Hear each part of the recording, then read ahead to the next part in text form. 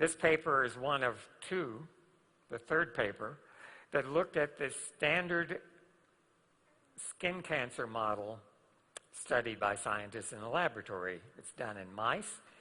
Cancer, fortunately, is a multi-step process. If cancer resulted from a single mutation, we would probably all be dead long ago. So cancer takes a series of mutations, a specific set of genes, to cause your cells to lose control. They lose the constraints. It's actually easy for a cell to eat food and divide.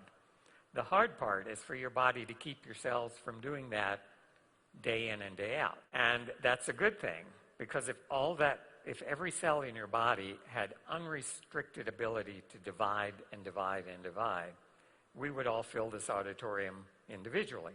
So it's much more difficult to keep your cells in control than to let them just proliferate ad nauseum. And so cancer happens when those constraints are broken. Once a cell breaks those constraints, it is medically a cancer, and it will grow until it consumes you. This paper concluded overall, the induction of antioxidant enzymes by Protandim may serve as a practical and potent approach for cancer prevention. A follow-up paper, about a year later, looked further into the mechanism and showed two of the specific genes that are regulated by Protandim. Some genes are turned down, and P53 is one of them. And manganese SOD, that's a mitochondrial SOD, was induced, is turned up. And it was those modulations of those two genes may play an important role in the tumor suppressive activity of Protandim. What are the data shown in that paper? There were two groups of mice. The first group got a regular mouse chow diet. When they were treated with the two chemicals at high doses that cause skin cancer, that group of 15 mice, shown here in the yellow bar, got cancer. 100% of them, all 15 mice, developed cancers. Many of them developed, probably all of them developed more than one. The number of cancers per mouse, 6.3. The total number of cancers in that group of mice, 94.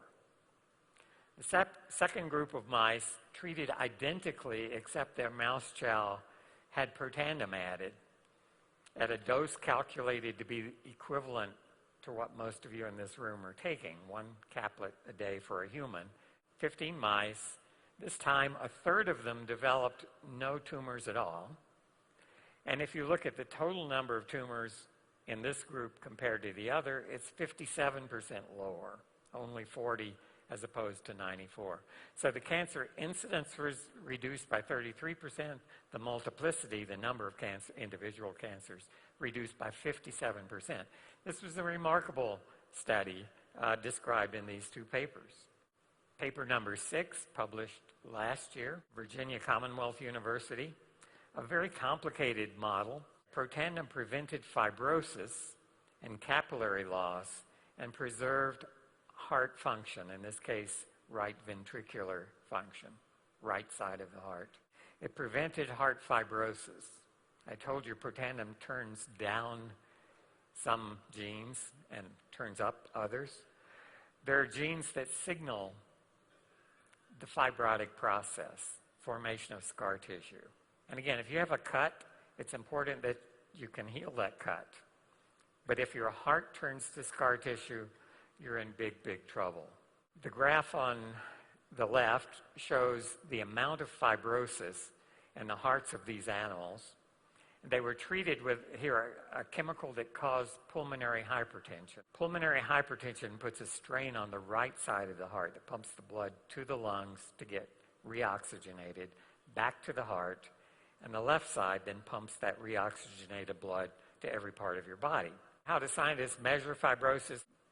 The picture on the right shows a fibrotic heart, and you can see areas that stained kind of a bright blue scattered among the pink tissue of the heart. A normal heart is shown on the left, and you don't see those areas of blue. Look at the graph on the left.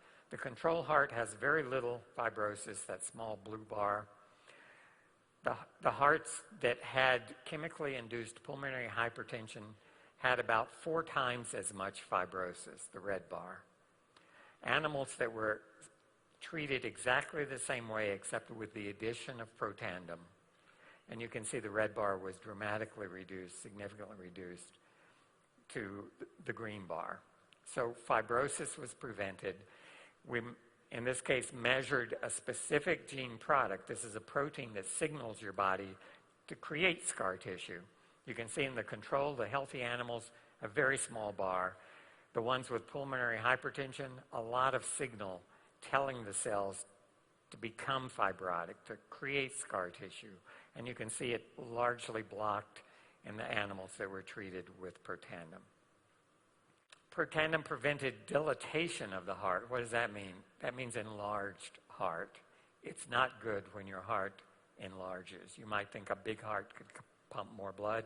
Not so. It can't develop the pressure because the contractility is not there around that small space. The hearts from these animals, the control hearts, you can see that blue bar represents the diameter of the right ventricle, the pumping part of the heart that sends the blood to the lungs. And the ones that had pulmonary hypertension, the diameter was twice as great. The heart was enlarged to twice its normal size. And you can see a significant reduction in the Protandim-treated animals. If you look at the number of apoptotic cells, dead cells in these hearts, the healthy control animals had measurable apoptotic cells. The ones with pulmonary hypertension, many more times the dead cells. I forgot to put the green bar on that chart, but it's there. It's just reduced to 0. There weren't any dead cells in the animals that had Protandim supplemented diets. This is a measure of how well the heart pumps. It's cardiac output. It's blood, milliliters per minute of blood that heart pumps. And so if someone goes into heart failure, it means the pump isn't working. So a normal, healthy rat heart can pump 60 milliliters, a couple of ounces of blood every minute.